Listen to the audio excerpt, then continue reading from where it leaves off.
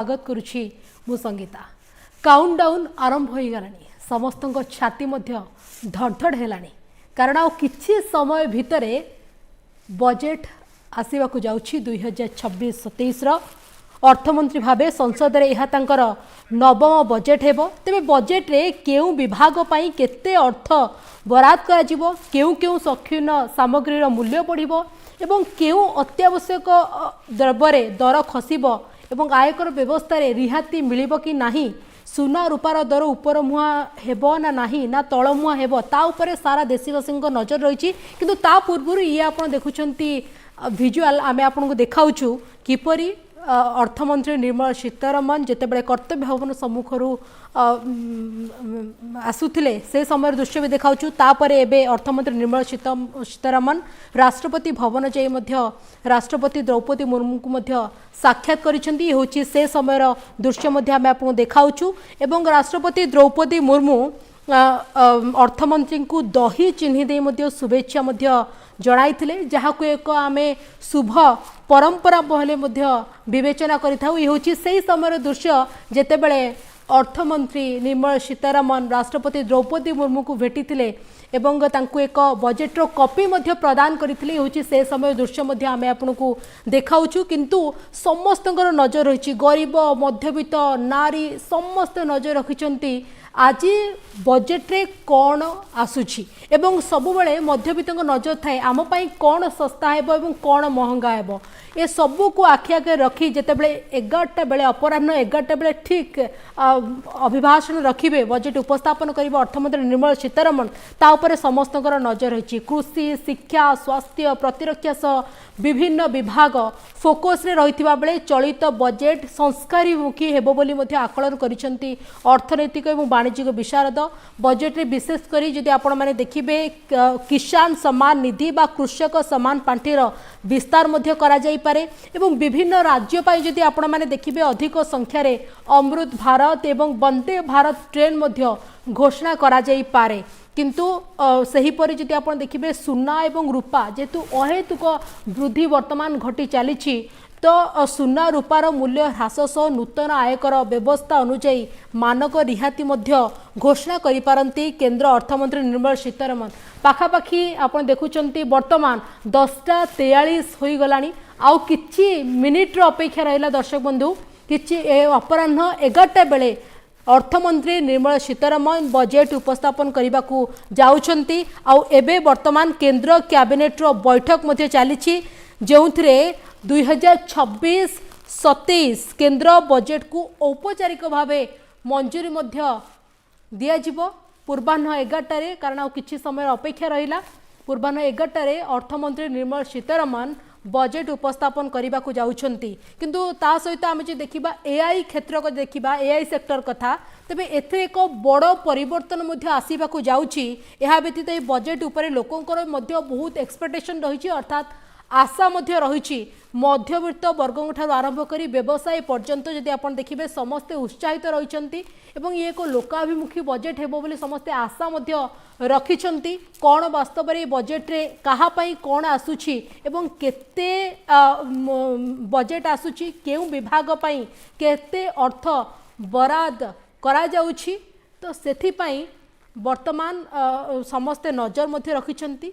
केउ केउ शौखीन सामग्रीर मूल्य मध्य बढ़िबो, ता सहित केउ अत्यावश्यक द्रव्य रे दर खसिबो, ता उपरे समस्तक तो नजर रही। विशेष करी जदि आपण देखिबे मुद्रास्फीति मुक्ति पाइबा पई मध्य समस्तक आशा रही। ये होछि बजेट पूर्वर दृश्य आमे आपनको देखाउछु। अर्थमंत्री निर्मला सीतारमण किपरि कर्तव्य भवन सम्मुख रे तांकर वरिष्ठ अधिकारी मानक सहित पारंपरिक बजेट टैबलेट धरिथिबा मध्य दृश्य आपण माने देखुचंती। तासह अर्थ राष्ट्रमंत्री पंकज चौधरी एवं अन्य 6 जण सचिव मध्य उपस्थित रहिथिले एवं ता सहित आपण देखिबे परवर्ती मुहूर्त रे राष्ट्रपति भवन जाई राष्ट्रपति द्रौपदी मुर्मू को मध्य साक्षात करथिले एवं सेठारे आपण माने देखिले एक नियारा दृश्य।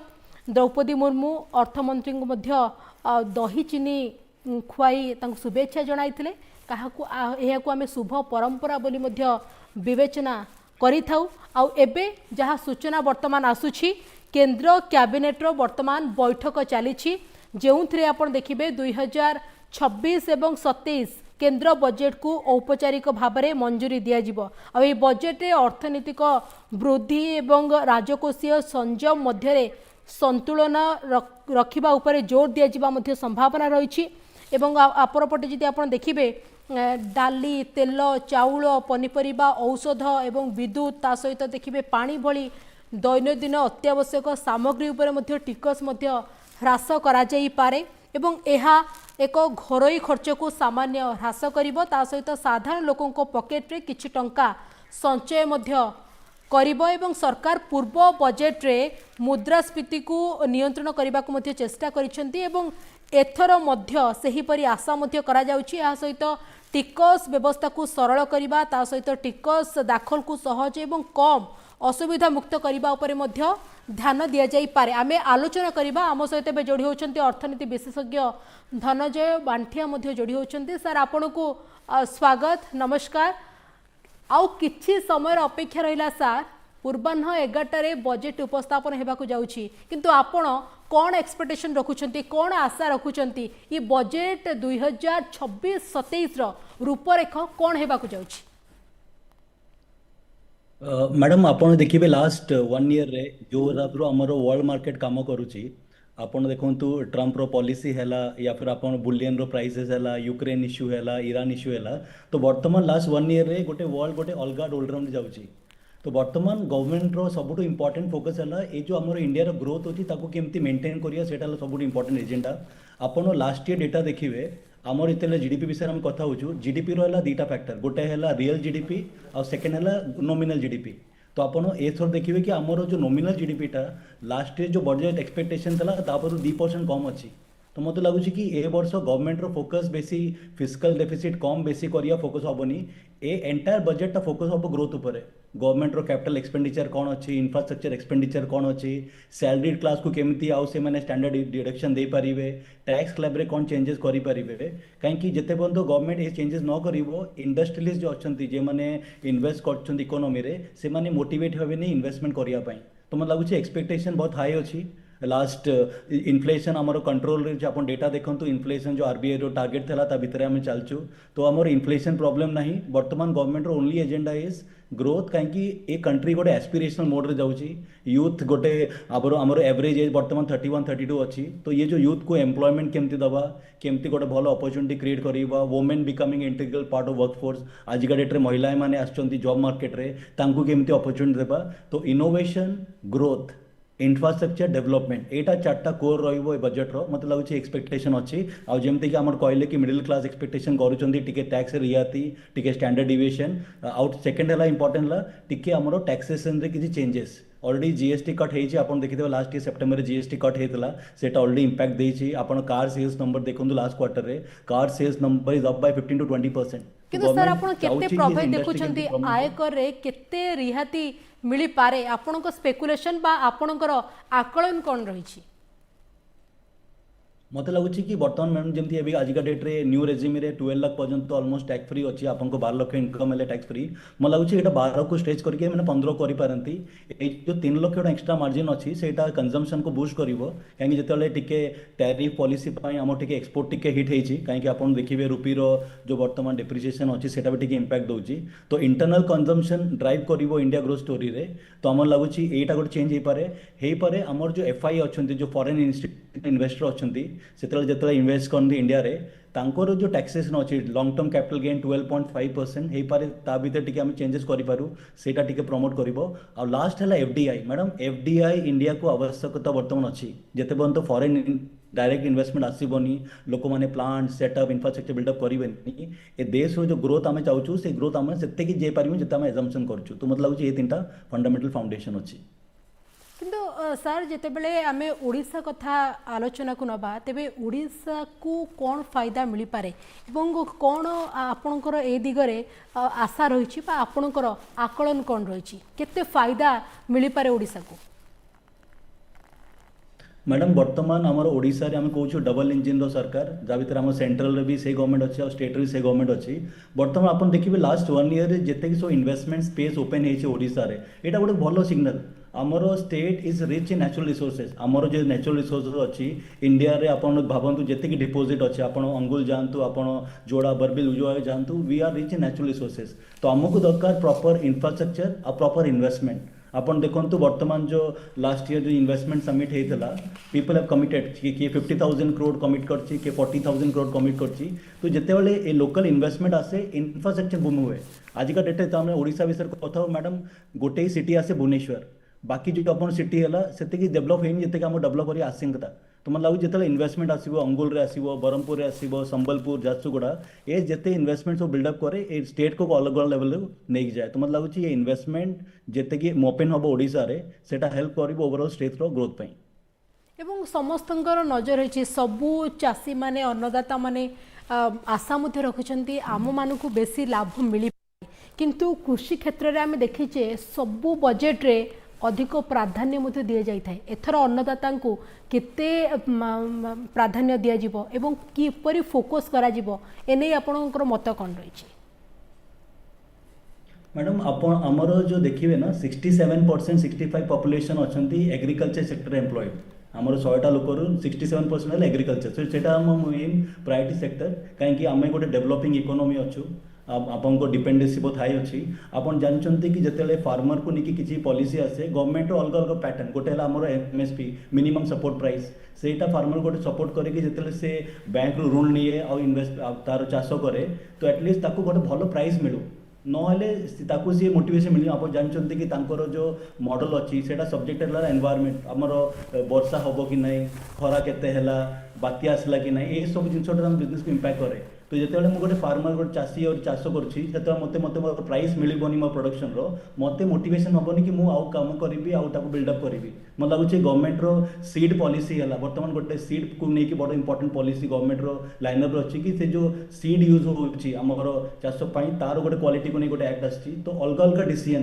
तांकर जो लोन रो अच्छी वेवर्स कि को सिनारियो जो जगह नेचुरल कैलामिटी है प्रॉब्लम है जो जगह प्रोडक्शन है केमी लोन वेवर स्कीम कौन अच्छी गवर्नमेंट सेटा गोटे पॉलिसी तो ये सब पॉलिसी को फोकस करा ताकि सेटा हेल्प करू हमर ओवरऑल फार्मिंग सेक्टर रे किंतु सार जने मध्यवित्त वर्गर लोकों कथा जे देखिबा से माने बजेट माने बुझंती कि कौन सस्ता हेबो कौन महंगा हेबो से मानकर यही ही नजर थाए कारण मध्यवित्त वर्गर लोक मैंने जितेबले पूर्वाह्न 11टार बजेट आसवाक जाऊँगी से चाह रही था आम पाई कौन रही कौन सस्ता होची कौन महंगा होची किंतु आपण से दृष्टि कौन कहवाक चाहिए एवं ए बजेट रे आपणकर आकलन कौन रोची एवं कौन सस्ता कौन महंगा होगाक जाऊँगी मत लगुच कि मैडम जो कौन सस्ता महंगा हम लास्ट ईयर सेप्टेम्बर गोटे बड़ एग्जांपल था गवर्नमेंट जो रेट टैक्स कट करले सेटा गोटे जनरली मार्केट को इंपैक्ट आसी अपन नंबर्स देखो तो अपन जना पड़ जाए कि लास्ट 3-4 मासरे लोकंर स्पेंडिंगटा बढ़ी consumer spending is build up yes अपन जिते कहले कि आमर गोटे कंजम्पशन बेस इकोनॉमी तो सदाबले गोटे मिडिल क्लास चाहे कि टिके आउ रेट कट हो बर्तमान आमर जो एसेंशियल आइटम अच्छी आपन जानते कि अबिका नेक्स्ट आमर एआई ड्रिवेन इकोनॉमी हम टेक्नोलॉजी उपर मैक्सिमम फोकस हम जोटा इलेक्ट्रोनिक रिलेटेड फील्ड मत लगुच से जगह टिके आमर टैक्स कट देखिपारू कहीं हेल्प करे गोटे इकोनॉमी बिल्डअप जिते गोटे टेक एनाबल्ड इकोनॉमी थाए तो इलेक्ट्रोनिक गुड्स उपर मत लगुच टिके आम टैक्स रेट कट गोटे एजम्पशन हो पारे आउ सेकेंड आपन जो कहले कि रेगुलर हाउस होल्ड आइटम है अपन तेल है दाली है सब है गवर्नमेंट गोटे देखुची गोटे सिनारियो किंतु जो इन्फ्लेशन आपको लास्ट 1 ईयर रही मैडम से कंट्रोल अच्छी आपन देखो इन्फ्लेशन आमर 2.5-3% पाखापाखि अच्छी तो सेटा गोटे भल फिगर तो मत लगुनि कि गवर्नमेंट बेसी रेट चेंज करिवो फूड आइटम उपर कहीं ऑलमोस्ट सेटा कंट्रोल अच्छी येस आपन जोटा कि consumer durable goods electronic oriented ता भीतर आम टिके रेट कट एक्सपेक्ट करि परिबो किंतु एआई क्षेत्र रे बड़ परिवर्तन आसी पारे कि मैडम एआई बहुत इंपॉर्टेंट आमर फ्यूचर को लेकिन बर्तमान to be very honest India is considered to be the desert of AI आम एआई यूज करुचु बट इनोवेशन आमर ना आउ जे जगह आपन देखो चाइना रे डीप सीक अच्छी आपन यूएसए देखो एनवीडिया अच्छी AI will be the future AI गोटे एनेबल कर लोक मैंने मत कहते कि धनंजय सर कौन एआई आमको जॉब को रिप्लेस करदे आंसर इज नो एआई अपन जॉब को एनेबल करिवो एआई 3टा जॉब को नहीं जीवो जोटा है डल डुप्लीकेट और डेंजरस ये 3टा जॉब एआई नहीं जीवो जो जगह ह्यूमन इंटेलिजेंस दरकार नहीं जो जगह इंटेलिजेंस दरकार आ जो जगह इमोशन दरकार से जॉबटा सदाबले गोटे ह्यूमन ही ताको करिपारिबो। तो मन लगुच कि फ्यूचर जो जगह भावतु आप गोटे प्लांट रे काम करछंती जो जगह गोटे लेपर गोटे स्टाम्पिंग करछि से स्टाम्पिंगटा काम दरकार पड़िबोनी से जगहटा रिप्लेस कर देबो एआई। तो जो जगह इंटेलिजेंस और इमोशन रिक्वायरमेंट से जगह ऑलवेज ह्यूमन इंटरवेंस आसीबो एआई हमको अवेलेबल करिवो। आ गवर्नमेंट जानछि ए जिंसटा कि जते बेले आमे गोटे इनोवेशन रे ड्राइव करिवोनु इकोनॉमीटा को जो आमे भाबुछु कि 2047 जो अमृत काल आमे कहूछु विकसित भारत बा 2047 सेटा तभी पॉसिबल हो पारि जा भितर technology AI mindset people government policy सब एक संगे चालू जिते बार संगे न चलो तो आम जो एक्सपेक्टेशन रखीचु 2047 रे शायद हम पूरा न करि पारु। तो गवर्नमेंट से भालो भाव जानचंती ये भी आशा करा जाउची विभिन्न राज्य पय अधिक संख्या रे आपण देखिबे अमृत भारत एवं वंदे भारत ट्रेन मध्ये घोषणा होई पारे या भी आशा करा जाउची। करेक्ट मैडम इकोनॉमी रो बैकबोन होला रेलवे। मते जने पचारले कि सर आम जो बुलेट ट्रेन आछि तारो कोन एडवांटेज बुलेट ट्रेन टा मैडम कोन करियो पता है से डिस्टेंस टा बहुत छोटो कर दो। आज गोटे बुलेट ट्रेन आछि मुंबई रो अहमदाबाद जेतल मुंबई रो अहमदाबाद लोक गोटे ट्रैवल करे से 2.5 घंटा 3 घंटा भीतर पहुंचीबो। तो भावतु कि लोक गोटे काम करछि मुंबई रे से ही पारे कि सकाळे 6 टारू अहमदाबाद बाहरु और 9 टारू मुंबई पहुंची काम करके रिटर्न भी आसी परिबो अहमदाबाद रे। तो जेते बेले गोटे रेलवे सिस्टम टा डेवलप हो इकोनॉमी रे सेते बेले कोन हो overall growth of the economy भलो हुए। आपन देखिए गोटे जगह कंसंट्रेशन हेनी एमती ना कि भुवनेश्वर लोक बेसी आसिले या कटक बेसी आसिले ओवरऑल पूरा स्टेट डेवलपमेंट हो। तो रेलवे इंफ्रास्ट्रक्चर बहुत बड़ रोल प्ले करिवो हमर एंटायर ओवरऑल ग्रोथ पई। सर आउ एक दिग देखा शिक्षा स्वास्थ्य ये एक गुरुत्वपूर्ण दिग ए दिग को वर्तमान केमती प्राधान्य दिया जाए भावुंट कौन बजेट रु आमे आशा करि परिबा। मैडम आमर जो नेशनल एजुकेशन पॉलिसी थला सेटा गोटे इंपोर्टेंट स्टेप थला। मते लागुची कि आमर जो एजुकेशन सिस्टम थला ना ता भितर स्किल डेवलपमेंट रो पार्ट कम थला थ्योरी अधिका थला। तो अपन नोटिस करेंगे ये जो नेशनल एजुकेशन पॉलिसी आसला ता भीतर फाइनेंशियल लिटरेसी गोटे इंपोर्टेंट टॉपिक पिला माने केमती पैसा विषय पाठ पढ़े पैसा केमती मैनेज करेंगे सेटा गोटे स्किल ऐड है। तो आसंता फ्यूचर रे अपन यूरोपियन एजुकेशन सिस्टम देखंतु जापानीज एजुकेशन सिस्टम देखंतु से माने फोकस करंती मोर ऑफ लाइफ स्किल्स ऊपर केमती गोटे लोक स्किल डेवलप करियो जॉब पई। बट किंतु आमर पैटर्न कौन था it was more of a theory oriented से एग्जाम रे मार्क्स केते रखियो। तो गवर्नमेंट रियलाइज कला कि नहीं हमको गोटे एमती पॉलिसी दरकार जा भीतर लाइफ स्किल और एजुकेशन कॉम्बिनेशन हो। तो सेटा गोटे इंपोर्टेंट आउ health is always priority. Madam covid पर आपन देखो तो government was spending towards health infrastructure is increase like anything कहीं covid was a question mark covid गोटे क्वेश्चन मार्क देला कि आमर जो वर्तमान हेल्थ इंफ्रास्ट्रक्चर अच्छी एटा सफिशिएंट नाइ to take care of such kind of calamities. Covid गोटे रेयर सिनारियो किंतु जेतन गोटे बेसिक लाइफस्टाइल विषय कथा हो बेसिक गोटे मेडिकल फैसिलिटीज कथा हो गवर्नमेंट चाहूँ गोटे स्टैंडर्ड रो कि इनकेस लोकंर किसी स्वास्थ्य रिलेटेड प्रॉब्लम है गोटे एते स्टैंडर्ड इंफ्रास्ट्रक्चर था कि एटलिस्ट तांकर भलो ट्रीटमेंट हो पारे एट अ रिजनेबल कॉस्ट। तो मतलब लगुच ये भी गोटे इंपोर्टेंट फैक्टर रहिबो। तो गवर्नमेंट को मैडम गोटे बैलेंस करिया पड़िबो तांको ग्रोथ भी फोकस करिया पड़िबो। किछि मिनिट अपेक्षा रहिला पाखापाखि समय मध्य पाखे आसिलानी समस्त छाती मध्य धड़धड़ मध्य हेलानी कारण बजेट उपस्थापन होगा जाऊँगी पाखापाखि 1 ରୁ 2 मिनिट समय मध्य रही कारण पार्लियामेंट ऑलरेडी पहुंची सारी अर्थमंत्री निर्मला सीतारमन ठीक 11टारे मध्य बजेट उपस्थापन करने को जाउछंती। किंतु महिला कथा देखा महिला मानू किपरि सशक्त करने सब बड़े फोकस दि जाए थाए किपरि से माने आगु को जिबे से माने किपरि सशक्त हेबे से नहीं बहुत प्रकार स्कीम आसूची से फोकस करा जाउची। किंतु बजेट रु आमे आशा करि परिबा कि महिला मानक पाई स्वतंत्र पैकेज आसीबो बोली। मैडम आपन जो गवर्नमेंट पॉलिसी देखिए मन मत लगुच कि वोमेन सेंट्रिक पॉलिसी बहुत गवर्नमेंट आनी आपन देखंतु बेटी पढ़ाओ बेटी बचाओ सेटा गोटे स्लोगन जो गवर्नमेंट कैरी करतला आजिका डेट रे मैडम आपन देखंतु 10th रो रिजल्ट हो या 12th रिजल्ट हो जनरली आपन देखिए गोटे गर्ल्स कैंडिडेट आउटस्कोर करछि गोटे बॉय कैंडिडेट्स रे सेटा गोटे बड़ गोटे सिग्नल कि यस इकोनॉमी रे गोटे जिनस चेंजेस होची। आपन देखंतु गवर्नमेंट पॉलिसी हैला सेल्फ हेल्प ग्रुप को नेकी बर्तमान गवर्नमेंट सीड फंडिंग अवेलेबल अच्छे। आपन जो स्टार्टअप इंडिया विषय कथा हेबे गवर्नमेंट स्पेसिफिकली गोटे प्रोविजन रखिछि जा भितर कि गोटे वुमेन एंटरप्रेन्योर अछंती से किछि बिजनेस करिया चाहउछंती गोटे सेल्फ हेल्प ग्रुप अछि से माने किछि करिया चाहउछंती गवर्नमेंट इज रेडी टू पे फॉर देयर सीड कैपिटल। तो ये जो डेवलपमेंट है वुमेन एंटरप्रेन्योरशिप वुमेन को नहीं कि केमिति जॉब मार्केट रे अपॉर्चुनिटी क्रिएट हबो गवर्नमेंट वुमेन को नहीं कि पॉलिसीज कौन अच्छी कॉर्पोरेट रे केते गोटे परसेंटेज केते कोटा हबो दरकार वुमेन एम्प्लॉय पई ए सब जिंसोटा इकोनॉमी को हेल्प करे सर वर्तमान एबे सीधा सड़क आमे संसद को जीवा पार्लियामेंट रे वर्तमान एबे आ किछि समय भितरे आरंभ होई जो बजट उपस्थापन करबे अर्थमंत्री निर्मला सीतारमण बहुत बहुत धन्यवाद सर आपन तमाम आलोचना एवं सूचना पई एबे सीधा सड़क Sir, with your permission, I rise to lay on the table a copy each of the following papers, Hindi and English versions, under Article 281 of the Constitution, Report for 2026 to 2031, Volume 1, Main Report of the 16th Finance Commission. 2. Report for 2026-2031, Volume 2, Annexures of the 16th Finance Commission. Number 3, explanatory memorandum as to the action taken on the recommendations contained in the above report. Item number 2, माननीय वित्त मंत्री Nirmala Sitharaman ji.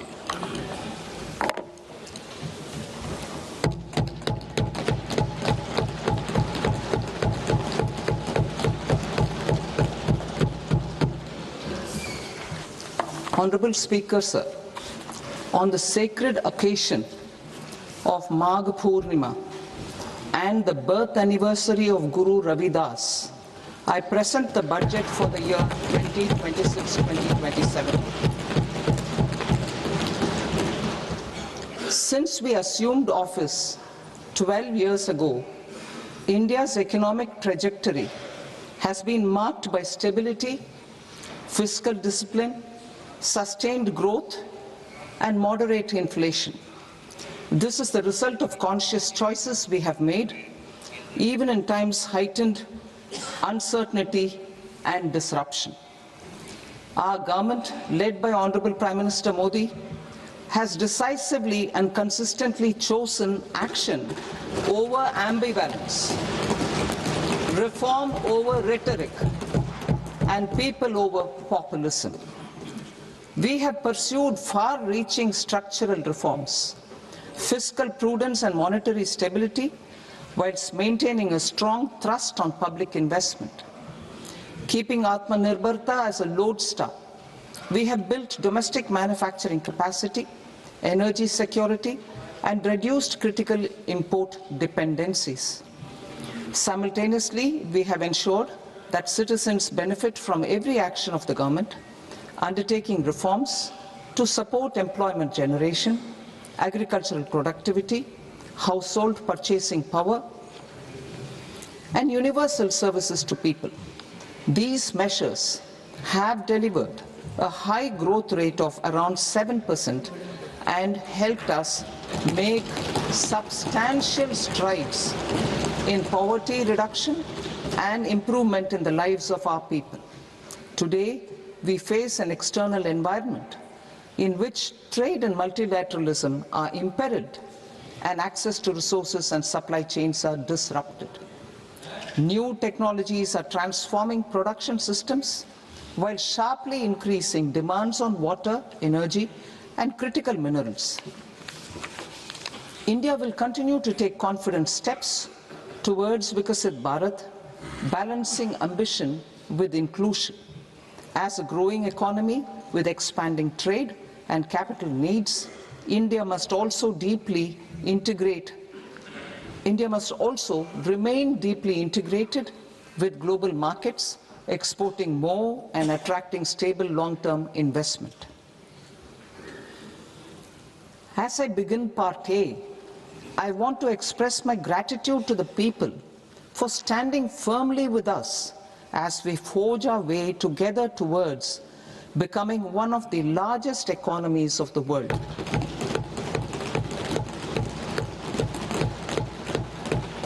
Our aim is to transform aspiration into achievement and potential into performance as we ensure that the dividends of growth reach every farmer, the scheduled caste, the scheduled tribes, the nomads, the youth, the poor, and the women.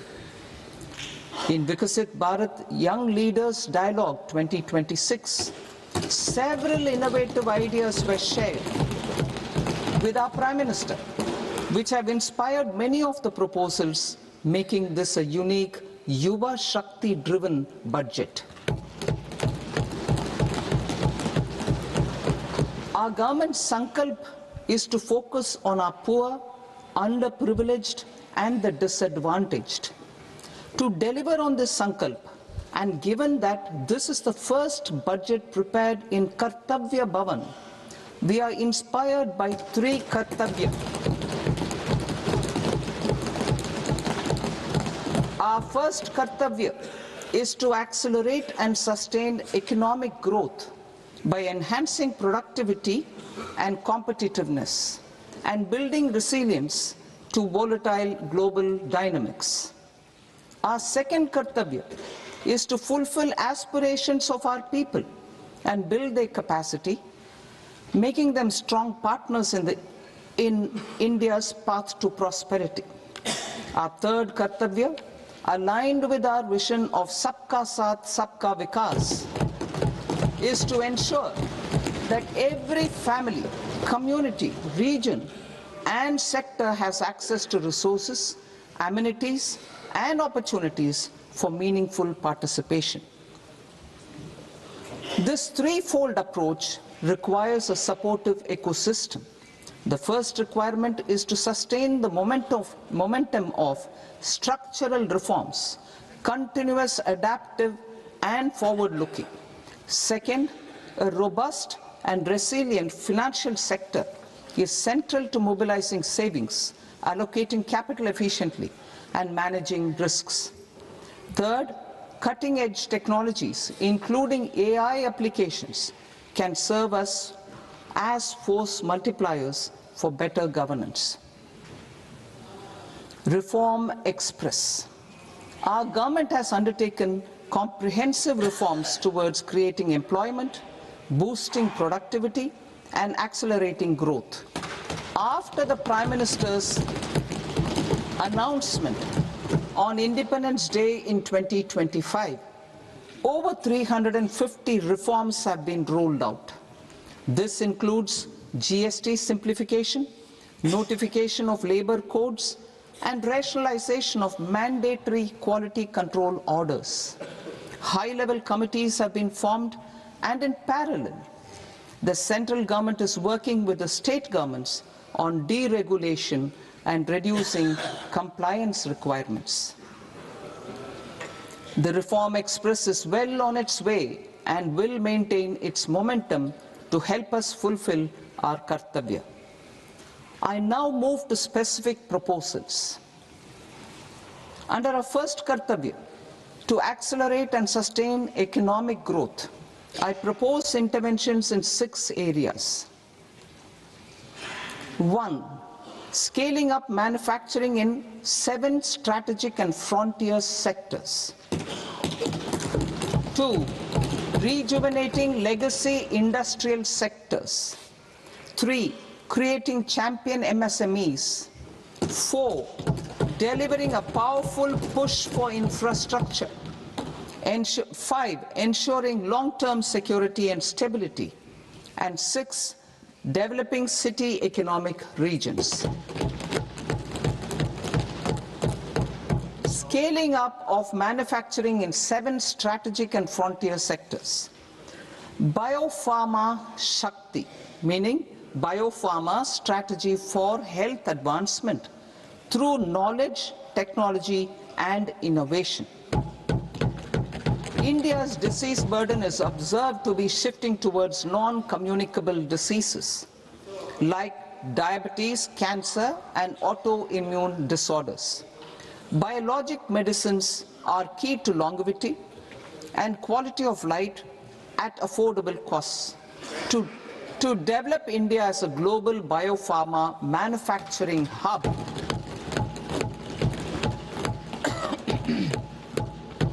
I propose the Biopharma Shakti with an outlay of 10,000 crores over the next 5 years. This will build the ecosystem for domestic production of biologics and biosimilars. The strategy will include a biopharma-focused network with 3 new national institutes of pharmaceutical education and research, popularly known as NIPERs, and upgrading 7 existing ones. It will also create a network of 1,000 accredited India clinical trials sites.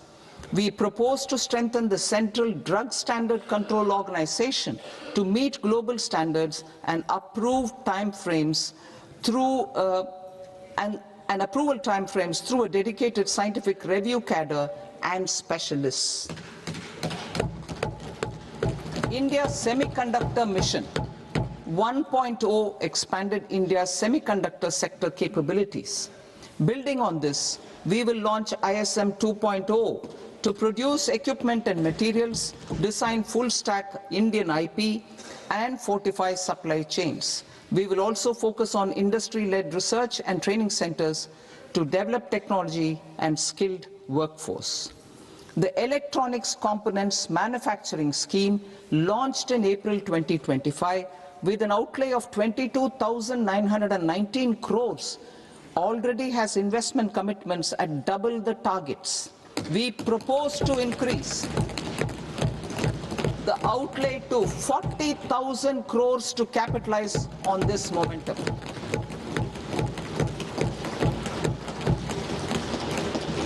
A scheme for rare earth permanent magnets was launched in 2025 November.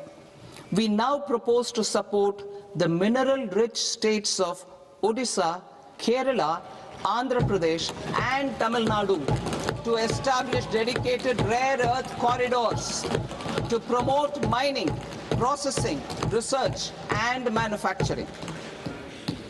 To enhance domestic chemical production and reduce import dependency,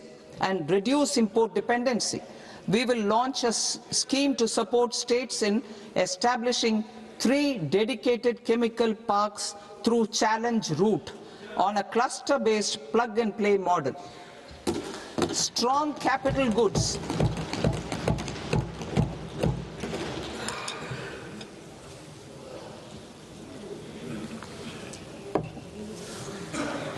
Strong capital goods capability is a determinant of productivity and quality across different sectors.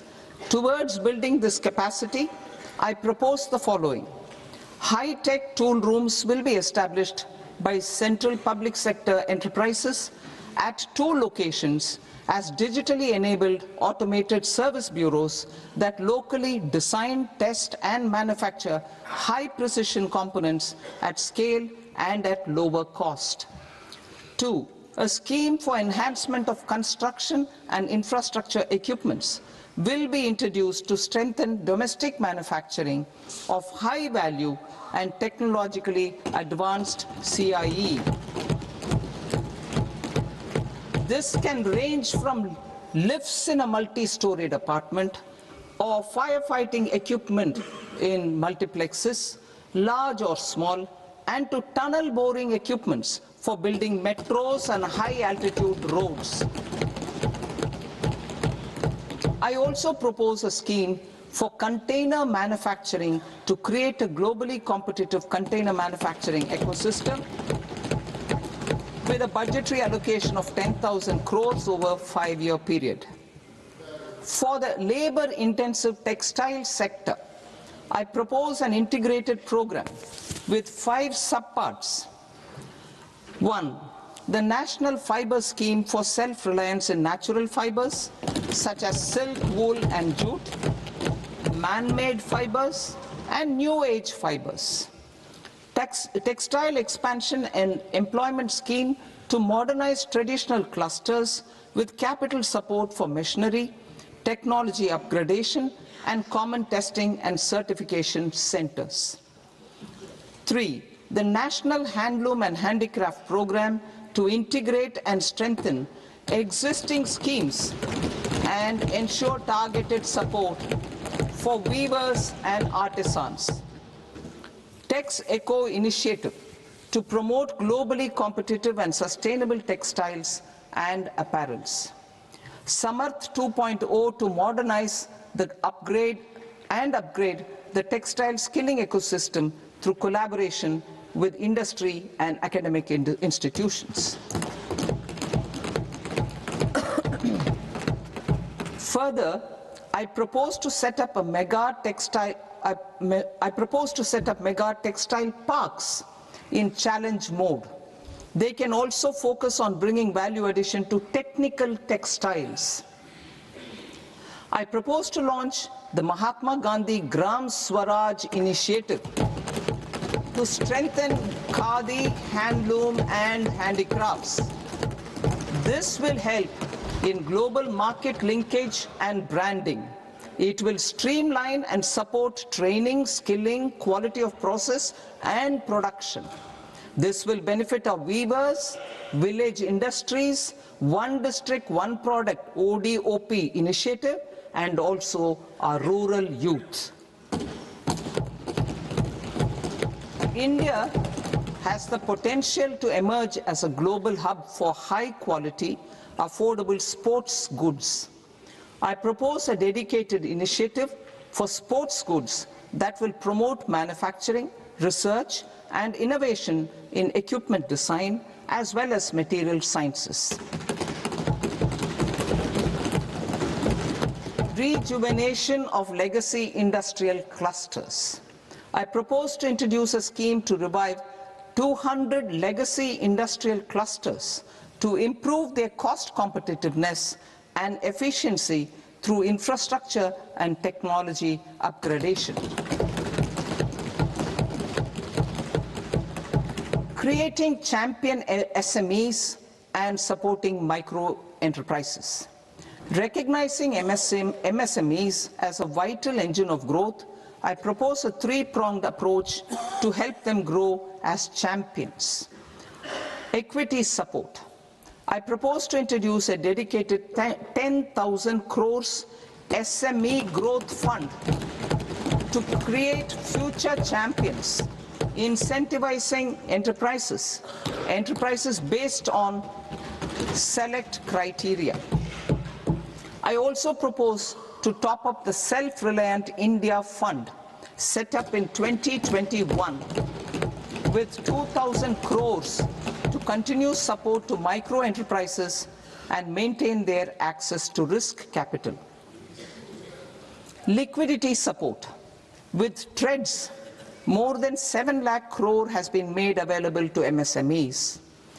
To leverage its full potential, I propose 4 measures. 1. Mandate TREDS as the transaction settlement platform for all purchases from MSMEs by CPSEs, serving as a benchmark for other corporates. 2. Introduce a credit guarantee support mechanism through CGT-MSE for invoice discounting on TREDS platform. 3. Link GEM with TREDS for sharing information with financiers about government purchases from MSMEs, encouraging cheaper and quicker financing. 4. Introduce TREDS receivables as asset-backed securities, helping develop a secondary market, enhancing liquidity and settlement of transactions. Professional support. Government will facilitate professional institutions such as the ICAI, ICSI, ICMAI to design short-term modular courses and practical tools to develop a cadre of corporate mitras, especially in Tier 2 and Tier 3 towns. These accredited para-professionals will help MSMEs meet compliance requirements at affordable costs. Infrastructure. During this past decade, our government has undertaken several initiatives for large-scale enhancement of public infrastructure, including through new financing instruments such as Infrastructure Investment Trust (InvITs) and Real Estate Investment Trust (REITs), and institutions like NIIF and NABFID. We shall continue to focus on developing infrastructure in cities with over 5 lakh population, that is tier 2, tier 3 cities, which have expanded to become growth centers. Public capital expenditure has increased manifold from 2 lakh crore in 2014-15 to an allocation of 11.2 lakh crore in BE 25-26. In this coming year, that is financial year 2026-27, I propose to increase it to 12.2 lakh crores to continue the momentum. To strengthen the confidence of private developers regarding risks during infrastructure development and construction phase, I propose to set up an infrastructure risk guarantee fund to provide prudentially calibrated partial credit guarantee to lenders. Over the years, RITES have emerged as a successful instrument for asset monetization. I propose to accelerate recycling of significant real estate assets of the CPSEs through the setting up of dedicated RITES. To promote environmentally sustainable movement of cargo, I propose to 1. Establish new dedicated freight corridors connecting Dankuni in the east to Surat in the west. Operationalize 20 new national waterways over the next 5 years, starting with National Waterways 5 in Orissa to connect mineral-rich areas of Talcher and Angul and industrial centers like Kalinga Nagar to the ports of Paradeep and Dhamra. Training institutes will be set up as regional centers of excellence for development of required manpower for these waterways. This will benefit youth in the entire stretch of the waterways to train and acquire skills. Further, a ship repair ecosystem catering to inland waterways will also be set up at Varanasi and Patna. And C, launch a coastal cargo promotion scheme for incentivizing a modal shift from rail to road to increase the share of inland waterways and coastal shipping from 6% to 12% by 2047. To enhance last mile and remote connectivity and promote tourism, I propose to give incentives to indigenize manufacturing of seaplanes. A seaplane VGF scheme will be also introduced to provide support for operations. Carbon capture, utilization and storage. Aligning with the roadmap launched in December 2025, the carbon capture, utilization and storage technologies at scale will achieve higher readiness and in end-use application across 5 industrial sectors, including power, steel, cement, refineries, and chemicals. An outlay of 20,000 crore is proposed over the next 5 years for this purpose. City economic regions. Cities are India's engines of growth, innovation, and opportunities. We shall now focus on tier 2, tier 3 cities and even temple towns which need modern infrastructure and basic amenities. This budget aims to further amplify the potential of cities to deliver the economic power of agglomerations by mapping city economic regions based on their specific growth drivers. An allocation of 5,000 crore per CER over 5 years is proposed for implementing their plans through a challenge mode with a reform-cum-result-based financing mechanism. In order to promote environmentally sustainable passenger systems, we will develop 7 high-speed rail corridors between cities as growth connectors, namely Mumbai to Pune, Pune to Hyderabad, Hyderabad to Bengaluru, Hyderabad to Chennai, Chennai to Bengaluru, Delhi to Varanasi, Varanasi to Siliguri.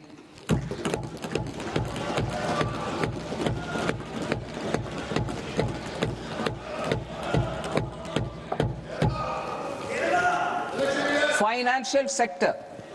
The Indian banking sector today is characterized by strong balance sheet, historic highs in profitability, improved asset quality, and coverage exceeding 98% of villages in the country. At this juncture, we are well placed to futuristically evaluate the measures needed to continue on the path of reform-led growth of this sector. I propose setting up a high-level committee on banking for Vikasit Bharat. High-level committee on banking for Vikasit Bharat to comprehensively review the sector and align it with India's next phase of growth, while safeguarding financial stability, inclusion, and consumer protection. The vision for NBFCs for Vikasit Bharat has been outlined with clear targets for credit disbursement and technology adoption in order to achieve scale and improve efficiency in the public sector NBFCs. As a first step, it is proposed to restructure the Power Finance Corporation and Rural Electrification Corporation. I propose a comprehensive review of the foreign exchange management non-debt instruments rules to create a more contemporary, user-friendly framework for foreign investments consistent with India's evolving economic priorities. Corporate bond market. I propose to introduce a market-making framework with suitable access to funds and derivatives on corporate bond indices. I also propose to introduce total return swaps on corporate bonds. Municipal bonds. To encourage the issuance of municipal bonds of higher value by larger cities, I propose an incentive of 100 crore rupees for a single bond issuance. 100 crore rupees for a single bond issuance of more than 1,000 crore. The current scheme under Amrit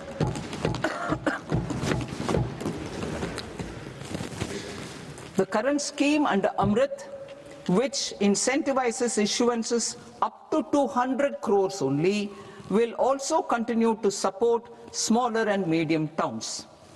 That will also continue to support the smaller and medium towns. Ease of doing business. Individual persons resident outside India, PROI, will be permitted to invest in equity instruments of listed Indian companies through the Portfolio Investment Scheme. It is also proposed to increase the investment limit for an individual PROI under the scheme from 5% to 10%, with an overall investment limit for all individual PROIs to 24% from the current 10%. Emerging technologies including AI. 21st century is technology driven. Adoption of technology is for the benefit of all people. Farmers in the field, women in STEM, youth keen to upskill, and Divyangjan to access newer opportunities. The government has taken several steps to support new technologies through AI Mission, National Quantum Mission, Anusandhan National Research Fund, and Research and Development and Innovation Fund. Our second kartavya is to fulfill aspirations and build capacities. Close to 25 crore individuals have come out of multi-dimensional poverty through a decade of our government's sustained and reform-oriented efforts.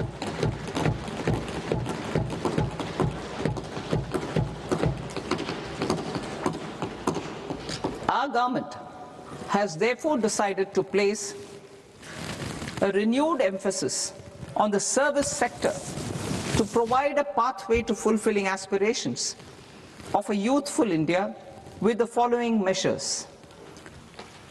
I propose to set up a high-powered Education to Employment and Enterprises Standing Committee to recommend measures that focus on services sector as a core driver of Vikasit Bharat. This will make us a global leader in services with a 10% global share by 2047. The committee will prioritize areas to optimize the potential for growth, employment, and exports.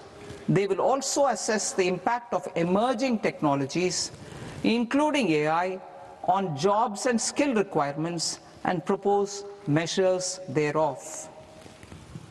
To create a range of skilled career pathways, a new range of skilled career pathways for our youth, I propose interventions in the following sectors. Health.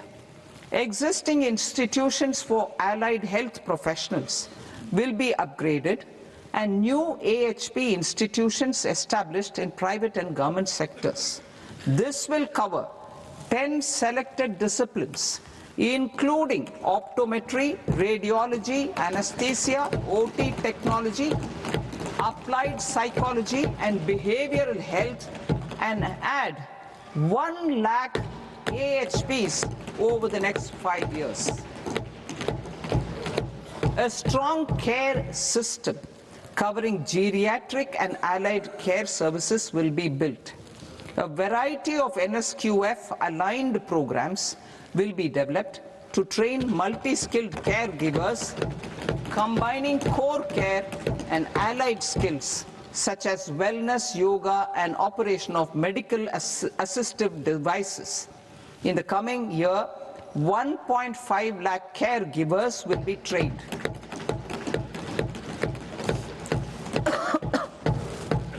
Hubs for medical value tourism. To promote India as a hub for medical tourism services, I propose to launch a scheme to support states in establishing 5 regional medical hubs in partnership with the private sector.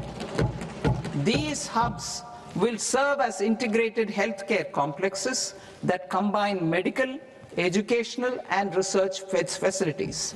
They will have Ayush centers, medical value tourism facilitation centers, and infrastructure for diagnostics, post-care, and rehabilitation. These hubs will provide diverse opportunities, job opportunities for health professionals, including doctors and AHPs. Ancient Indian yoga, already respected in several parts of the world, was given a mass global recognition when Hon'ble Prime Minister took it to the UN. Post-COVID, Ayurveda gained a similar global acceptance and recognition. Exporting quality Ayurveda products helps farmers who grow the herbs and youth who process the products. To meet growing global demand, a few more steps are being taken. I propose to 1. Set up 3 new All India Institutes of Ayurveda. 2. Upgrade Ayush pharmacies and drug testing labs for higher standards of certification ecosystem and make available more skilled personnel. 3. Upgrade the WHO Global Traditional Medicine Center in Jamnagar to bolster evidence-based research, training, and awareness for traditional medicine. Animal husbandry. Livestock contributes to close to 16% of farm income, including of poor and marginal households. to scale up availability of veterinary professionals by more than 20,000. I propose to roll out a loan-linked capital subsidy support scheme for establishment of veterinary and para-veterinary colleges, veterinary hospitals, diagnostic laboratories, and breeding facilities in private sector. Collaboration between Indian and foreign institutions will also be facilitated. Orange economy. India's animation, visual effects, gaming and comics sector, ABGC sector, is a growing industry projected to require 2 million professionals by 2030. I propose to support the Indian Institute of Creative Technologies, Mumbai, in setting up ABGC content creator labs in 15,000 secondary schools all over the country and 500 colleges. The Indian design industry is expanding rapidly, and yet there is a shortage of Indian designers. I propose to establish, through challenge route, a new National Institute of Design to boost design education and development in the eastern region of India. Education. Our government will support states through challenge route in creating 5 university townships in the vicinity of major industrial and logistics corridors. These planned academic zones will host multiple universities, colleges and research institutions, skill centers and residential complexes. In higher education, STEM institutions, prolonged hours of study and laboratory work pose some challenges for girl students. Through VGF, viability gap funding and capital support, one girls' hostel will be established in every district.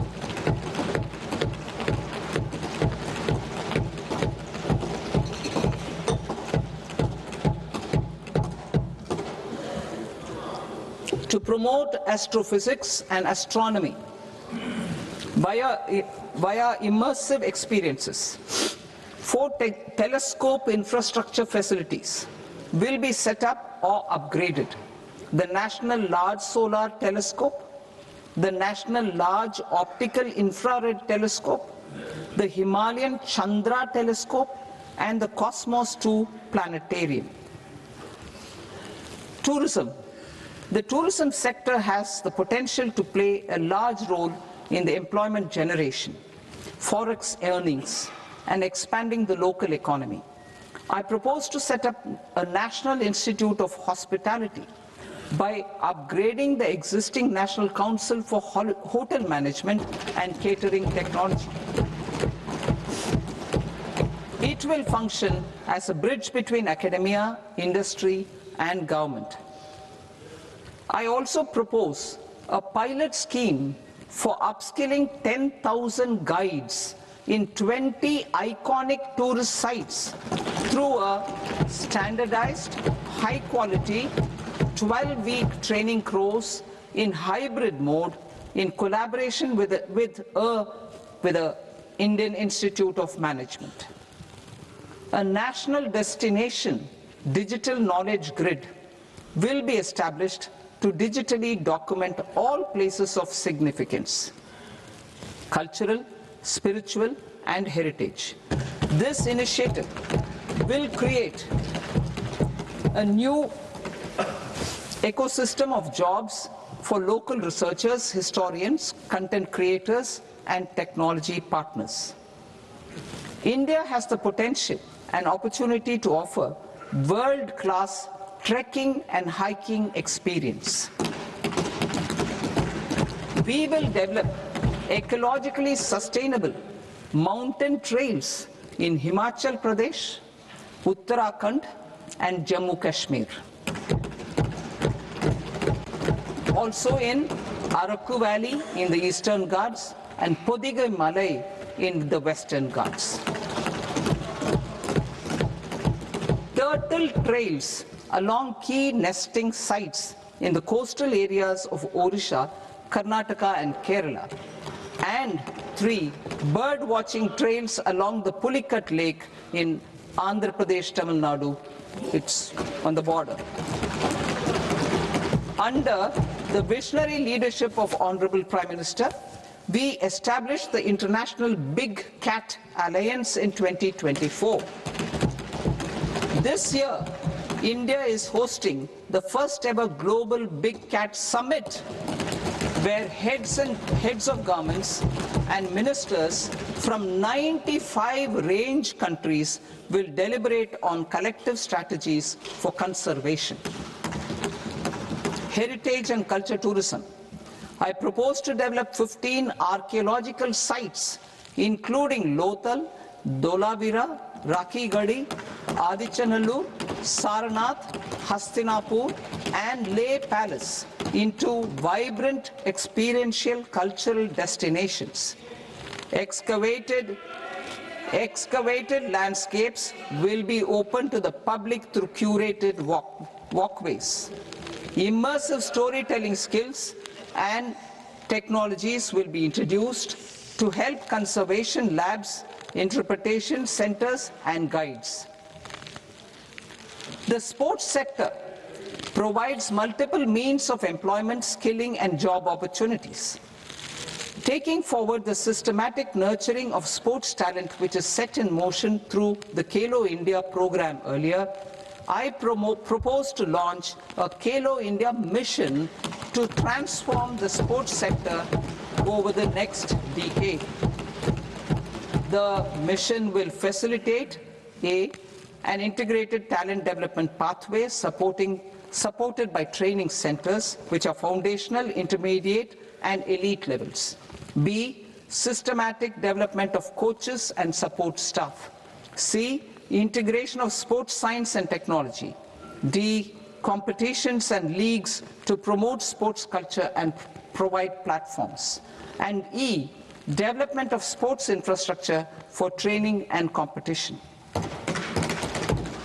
Our third Kartavya aligns with our vision of Sabka Saath, Sabka Vikas towards Vikasit Bharat. This requires targeted efforts for 1, increasing farmer incomes through productivity enhancement and entrepreneurship, with special attention to small and marginal farmers. B, empowering Divyangjan through access to livelihood opportunities, training, and high-quality assistive devices. C, empowering the vulnerable to access mental health and trauma care. D, focus on the Purvodaya states and the Northeast region to accelerate development and employment opportunities. Fisheries.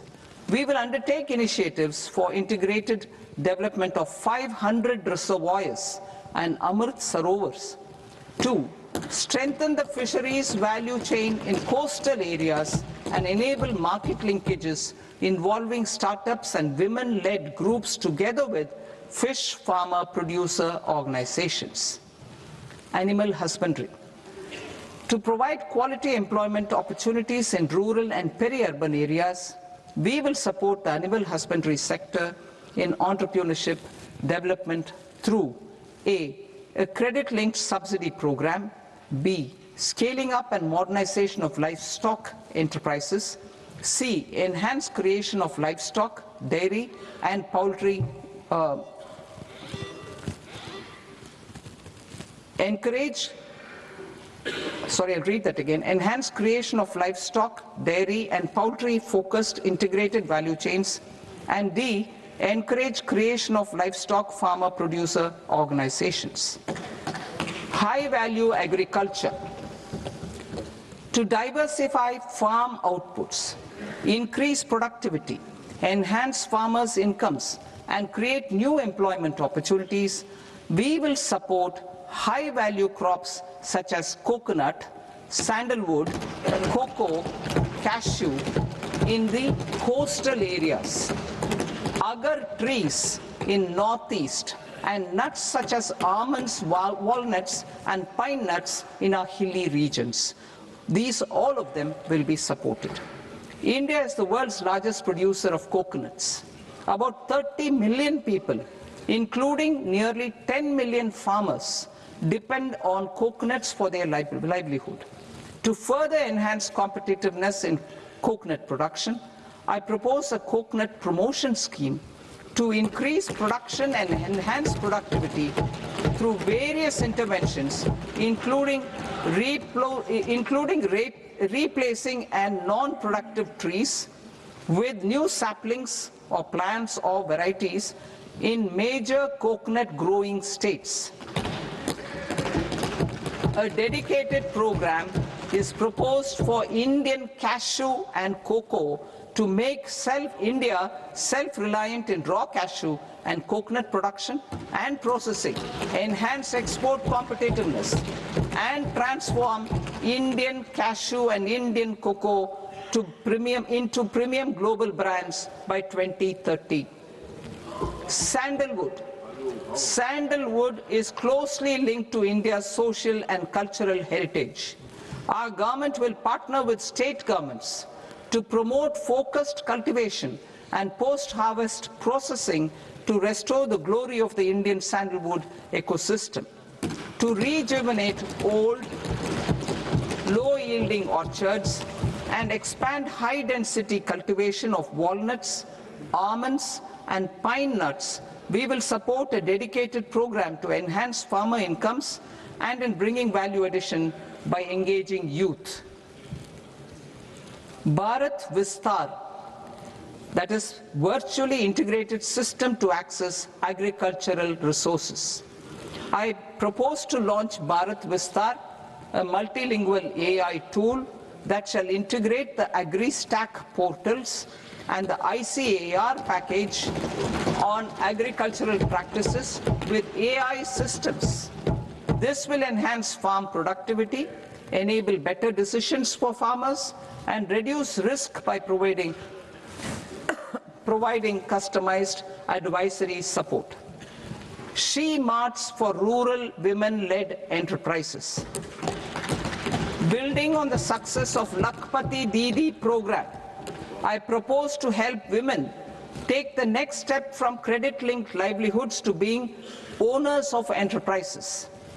Self-help entrepreneur, She Marts will be set up as community-owned retail outlets within the cluster-level federations through enhanced and innovative financing instruments. Empowering Divyangjan. Divyangjan Kaushal Yojana.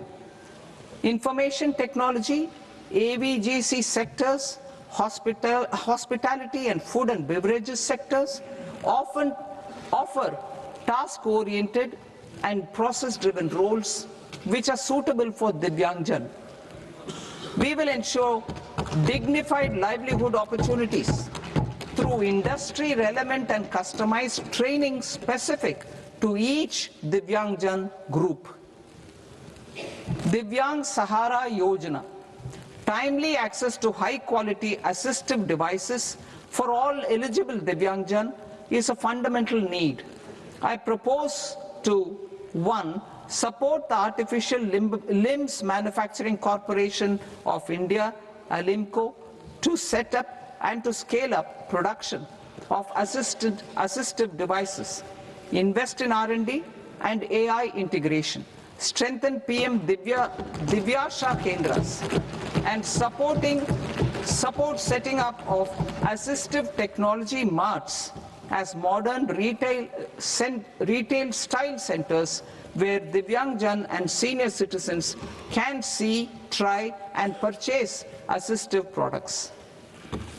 Reaffirming our commitment to mental health and trauma care. There are no national institutes for mental health care in North India. We will therefore set up a NIMHANS 2 and also upgrade national mental health institutes in Ranchi and in Tezpur as regional apex institutions. Emergencies expose families, particularly the poor and vulnerable, to unexpected expenditure. We will strengthen and increase these capacities by 50% in district hospitals by establishing emergency and trauma care centers.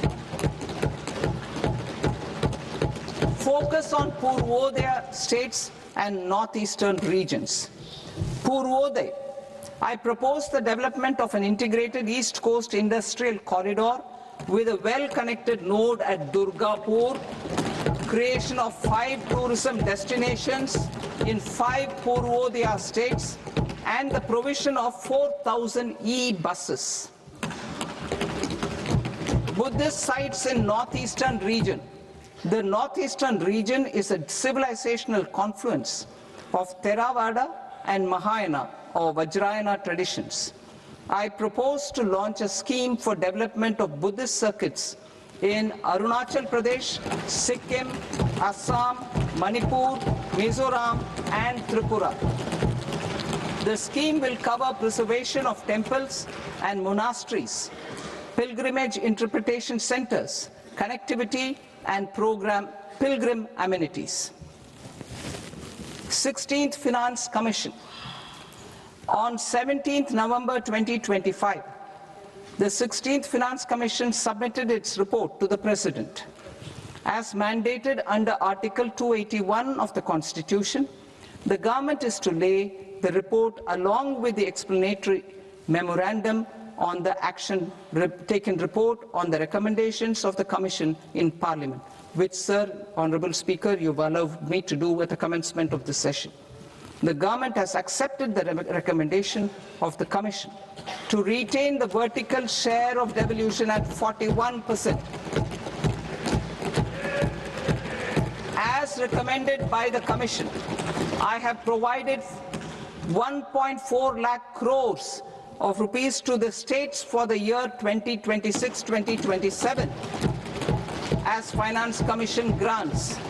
These include rural and urban local body and disaster management grants. Fiscal consolidation. Government has been delivering on our fiscal commitments consistently without compromising on social needs. To strive towards accepted standards of fiscal management in Budget 25-26, I had indicated that the central government would target reaching a debt to GDP ratio of 50 plus or minus 1% by 2030-31. In line with this, the debt to GDP ratio is estimated to be 55.6% of GDP in BE 26-27, compared to 56.1% of GDP in RE 25-26. A declining debt to GDP ratio will gradually free up resources for priority sector lending and expenditure by reducing the outgo on interest payments. One of the main operational instruments for debt targeting is the fiscal deficit. I am happy to inform this august House that I fulfilled my commitment made in 2021-2022 to reduce fiscal deficit below 4.5% of GDP by 25-26. In RE 25-26, the fiscal deficit has been estimated at par with BE of 2025-26 at 4.4% of GDP. In line with the new fiscal prudence path of debt consolidation, the fiscal deficit in BE 26-27 is estimated to be 4.3% of the GDP.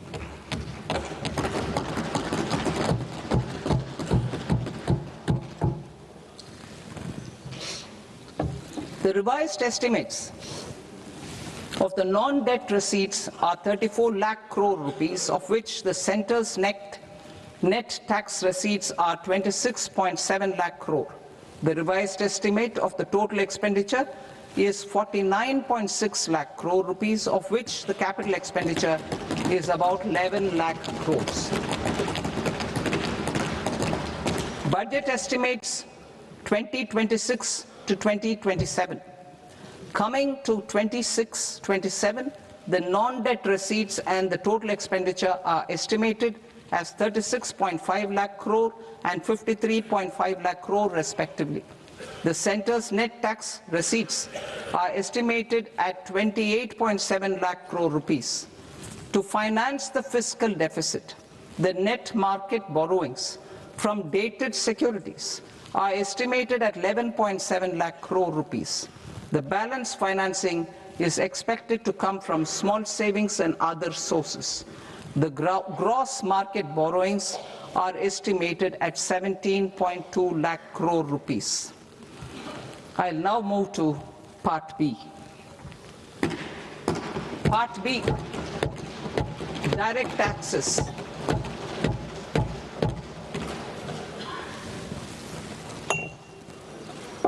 Honorable Speaker, sir, I now present my proposals on direct taxes.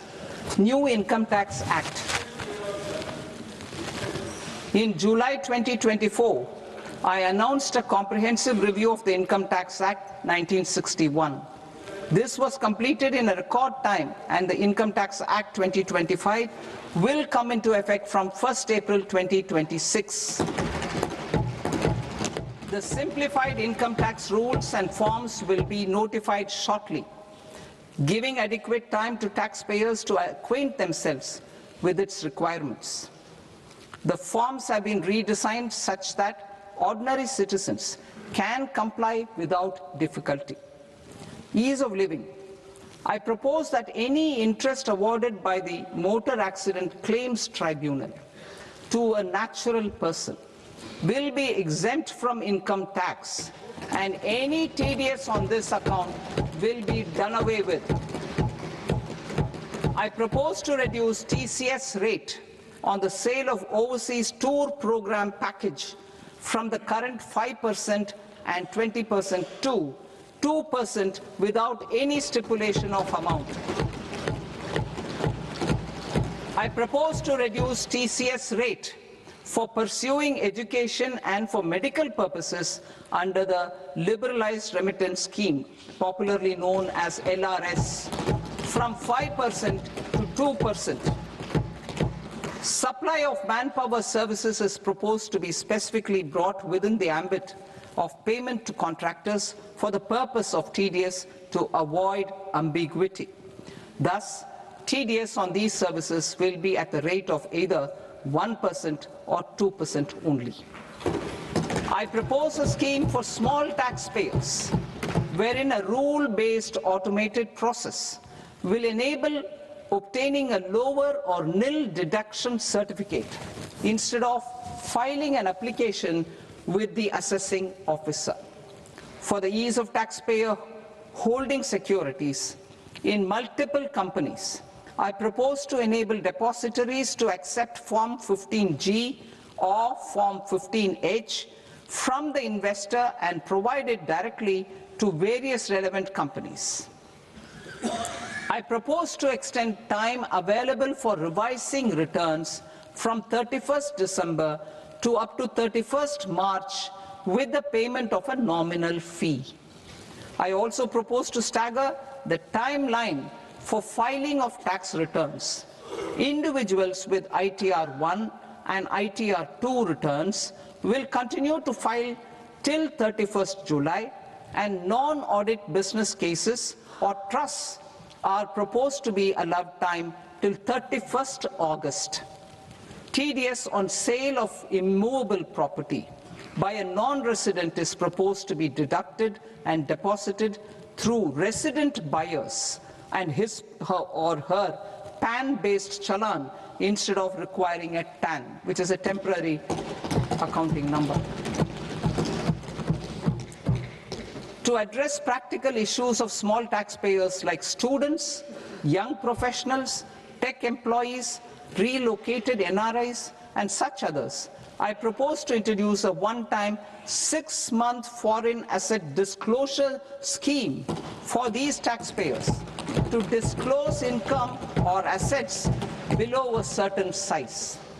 This scheme would be applicable for two categories of taxpayers, namely A, who did not disclose their overseas income or assets, and B, who disclosed their overseas income and or paid due tax but could not declare the asset acquired.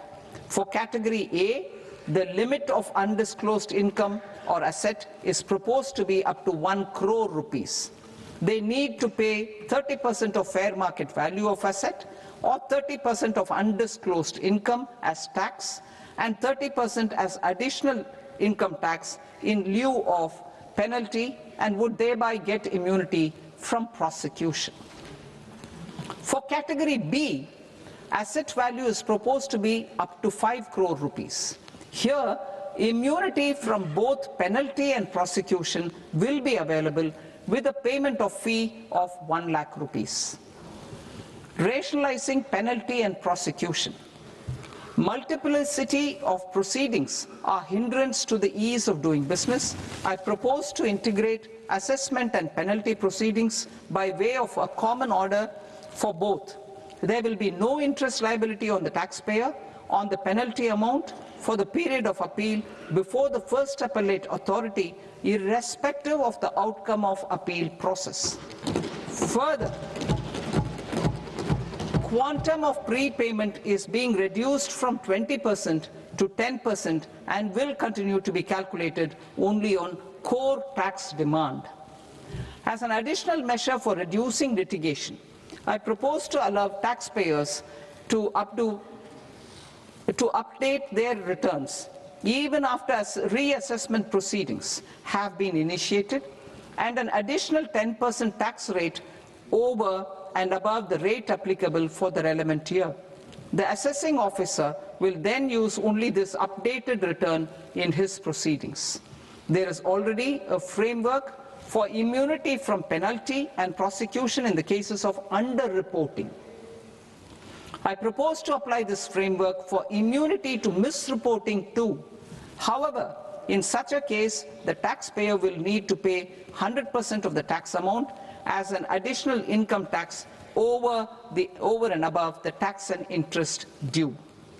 Penalties for certain technical defaults, such as failure to get accounts audited, non-furnishing of transfer pricing audit report, and default in furnishing statement for financial transactions are proposed to be converted into fee.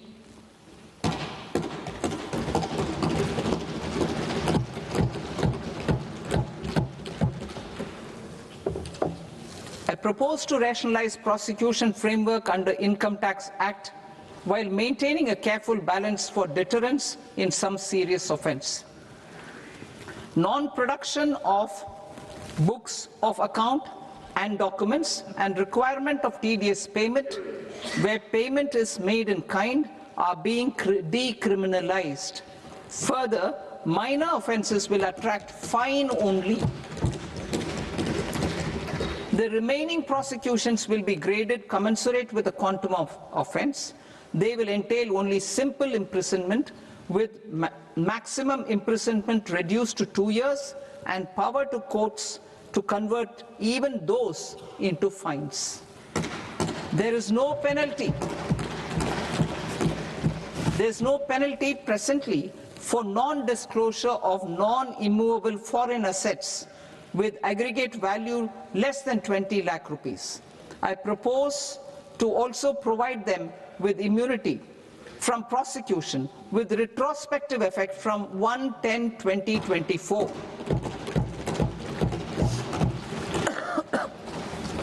Cooperatives. Deduction is already allowed to a primary cooperative society engaged in supplying milk, oilseeds, fruits or vegetables raised or grown by its members. I propose to extend this deduction to also include supply of cattle feed and cotton seed produced by its members. I propose to allow inter-cooperative society dividend income as deduction under the new tax regime to the extent it is further distributed to its members. I further propose to allow exemption for a period of 3 years to dividend income received by a notified national cooperative federation on their investments made in companies up to 31/1/2026.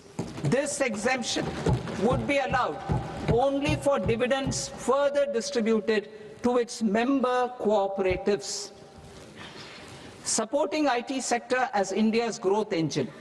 India is a global leader in software development services, IT-enabled services, knowledge process outsourcing services, and contract R&D services relating to software development.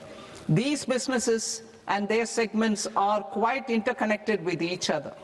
All these services are proposed to be clubbed under a single category of information technology services with a common safe harbor margin of 15.5% applicable to all.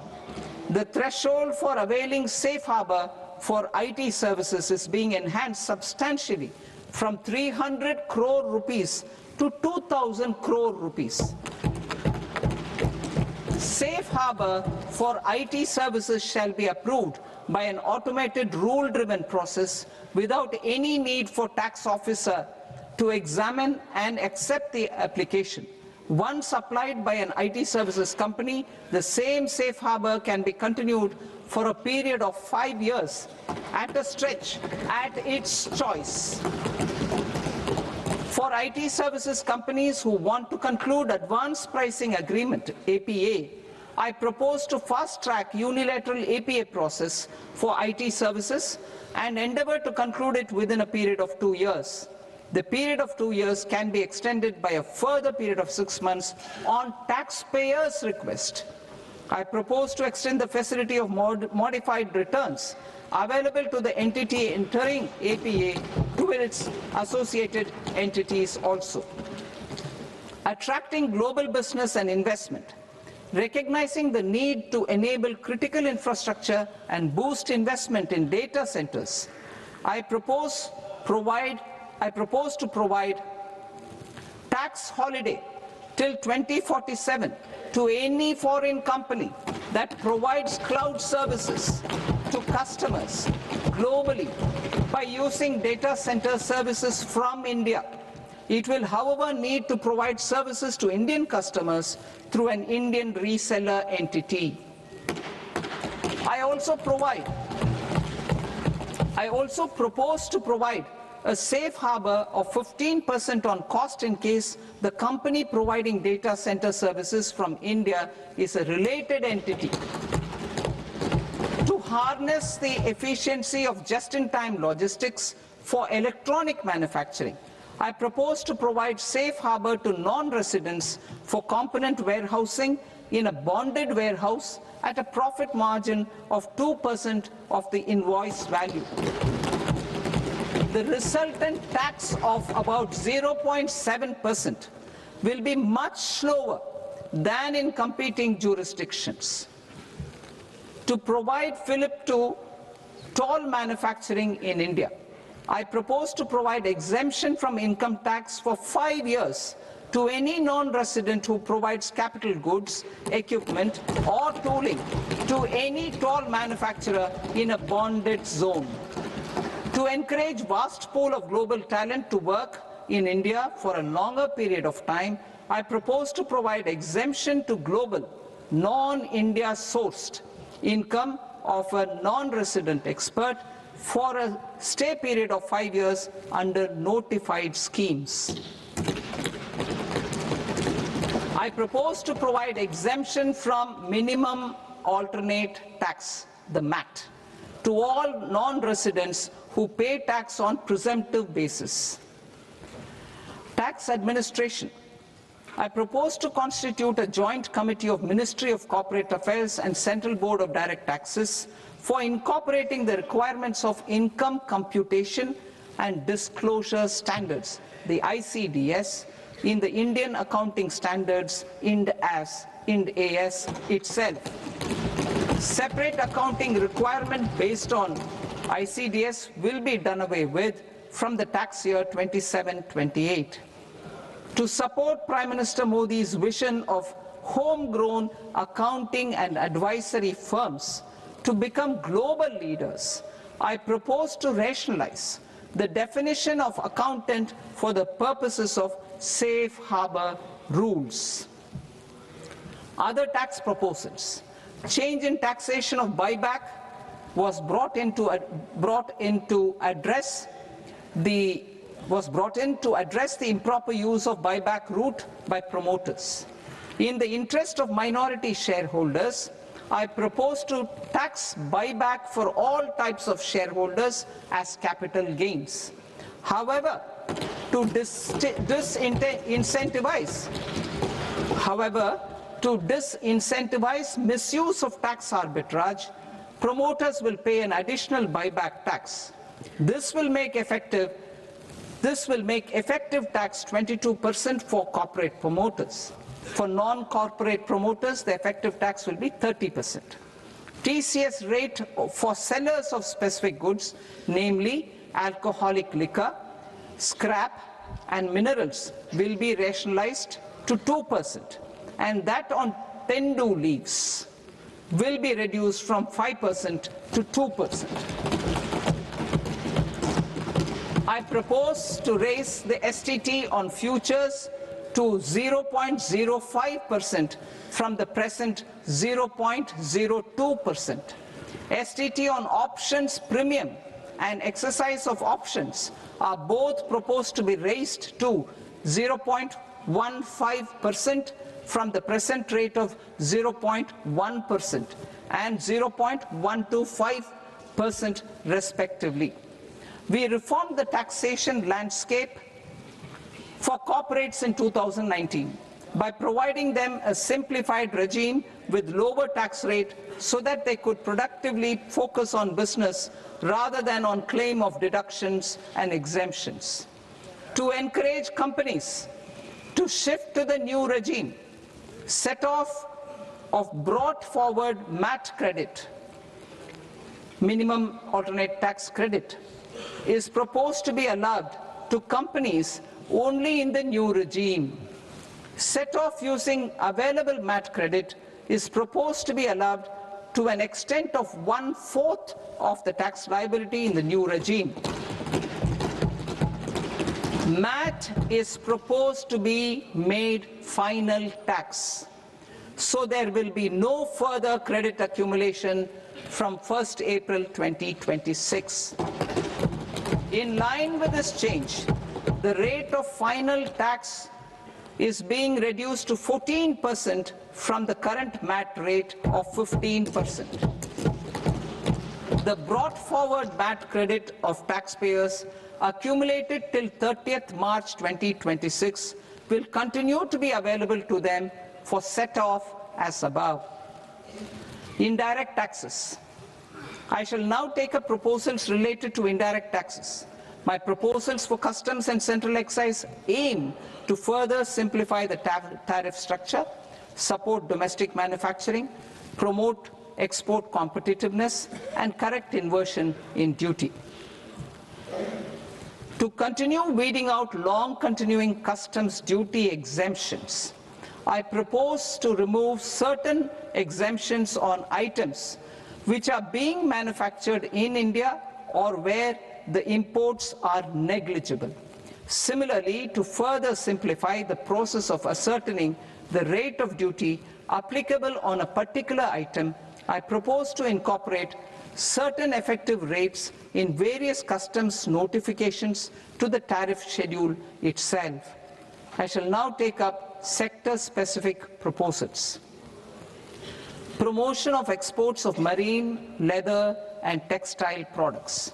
I propose to increase the limit for duty-free imports of specified inputs used for processing seafoods for export from the current 1% to 3% of FOB value of the previous year's export turnover.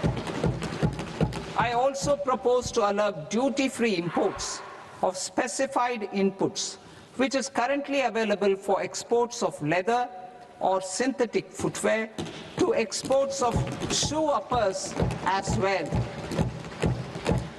I propose to extend the time period for export of final product from the existing 6 months to 1 year for exporters of leather or textile garments, leather or synthetic footwear, and other leather products.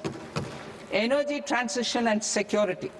I propose to extend the basic customs duty exemption given to capital goods used for manufacturing lithium-ion cells for batteries to those used for manufacturing lithium-ion cells for battery energy storage systems also.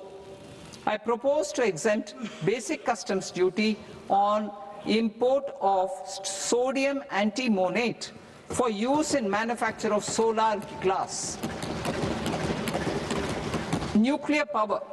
I propose to extend the existing basic customs duty exemption on imports of goods required for nuclear power projects till the year 2035 and expand it for all nuclear plants irrespective of their capacity. Critical minerals.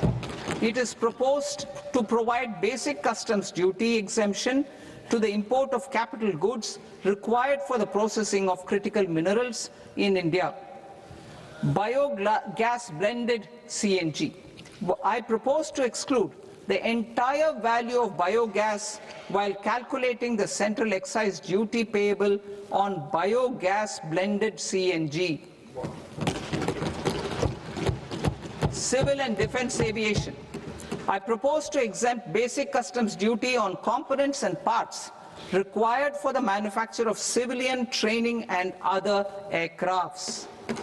It is proposed to exempt basic customs duty on raw materials imported for the manufacture of parts of aircraft to be used in maintenance, repair, or overall requirements by units in the defense sector. Electronics.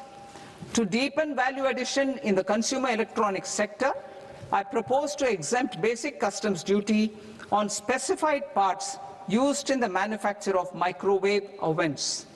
Special economic zone. To address the concerns arising about utilization of capacity by manufacturing units in the special economic zones due to global trade disruptions, I propose as a special one-time measure to facilitate sales by eligible manufacturing units in SEZs to the domestic tariff area at concessional rates of duty. The quantity of such sales will be limited to a prescribed proportion of their exports.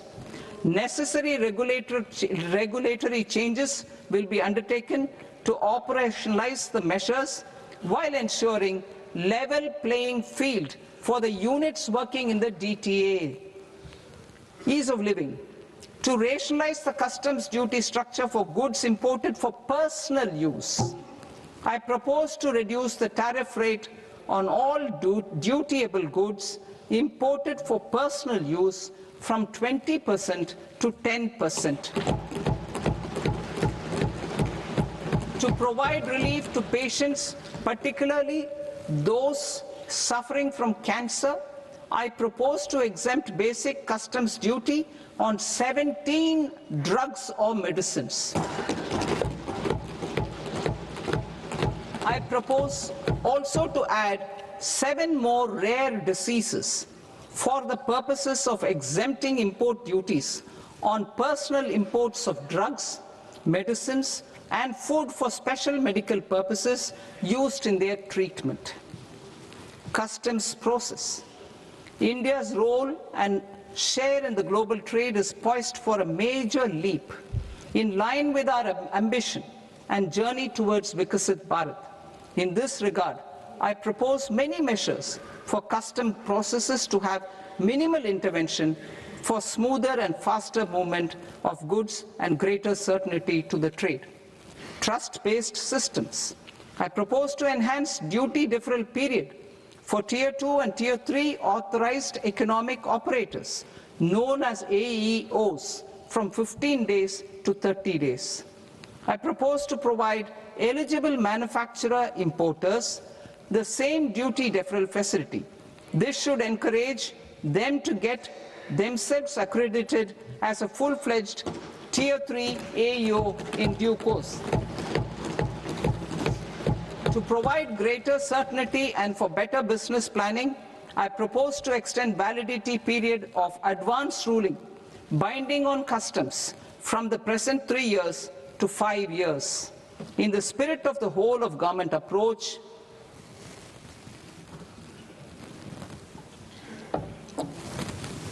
government agencies will be encouraged to leverage AEO accreditation for preferential treatment in clearing their cargo.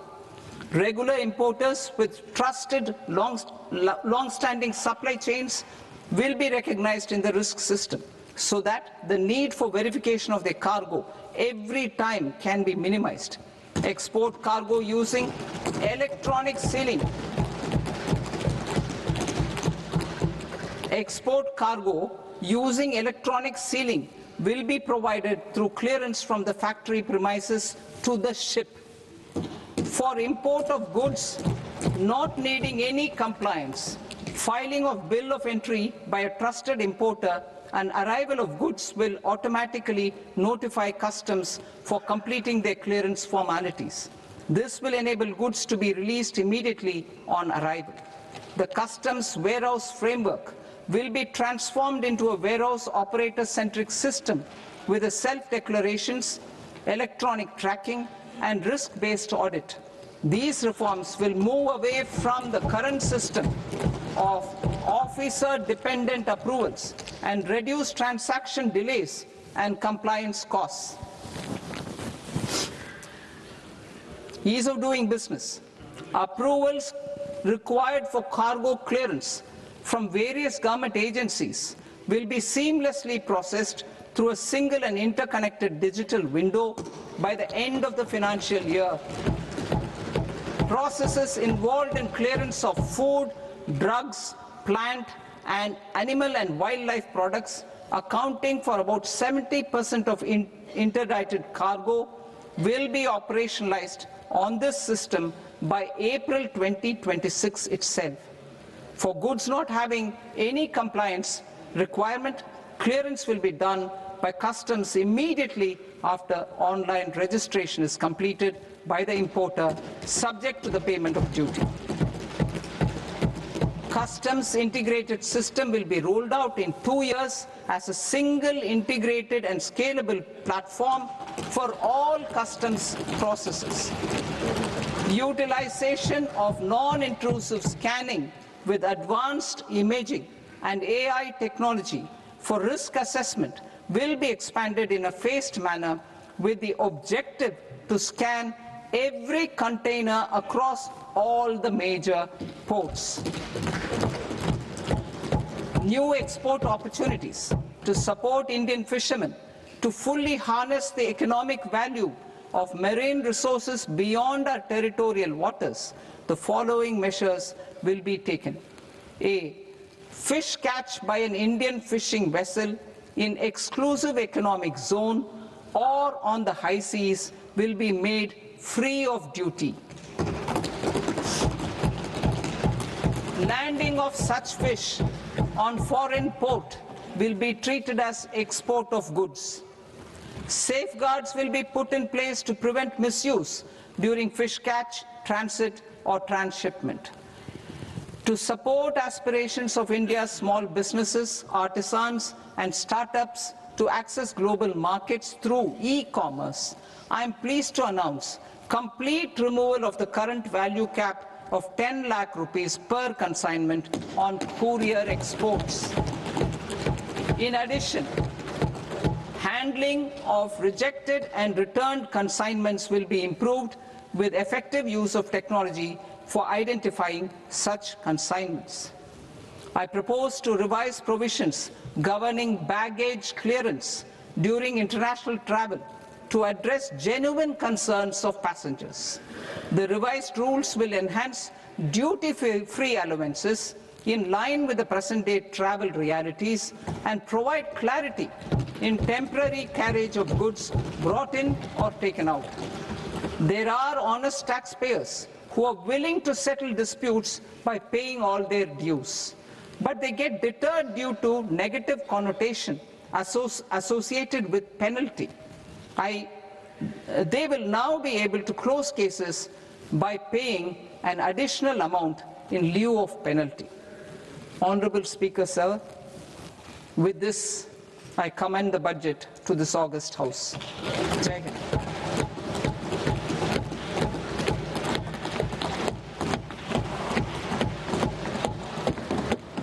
One and a half hours. Item number 3 माननीय वित्त मंत्री जी।